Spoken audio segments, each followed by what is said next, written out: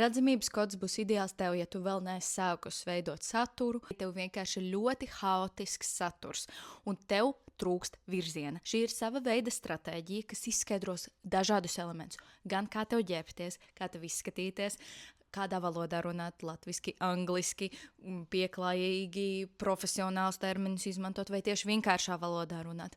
Arī kurās platformās tev būt, jo ne visiem derēs konkrēti satura formāti. Ja ir video klipi, vai tas ir īsi līdz 30 sekundēm, vai tās ir atkal 30 minūtes, kas ir podkāsta formātā. Skaidrot tev, kurās tēmās tu būsi vislielākais eksperts, kur tava enerģija dabiski piesaistīs cilvēks, kas būs gatavi no tevis pirkt un tev piesakot un iesaistīties tavā saturā. Kods derēs arī tiem, kuriem vēl nav savs bizness, kuri vienkārši vēlās vairāk parādīties sociālajos tīklos, bet īsti nezin, kur tālāk virzīties. Tev noteikti ir jārunā un jādalās ar to, kas tev visdabiskāk piestāv. Tu arī sapratīs, kur tu vari pelnīt naudu, veidot savu karjeru, biznesu, kādu cenu sev pozicionēt. Jo ne visiem derēs darbs, piemēram, ar daudz cilvēkiem, kādam vajag tieši 1-pret-1 darbu.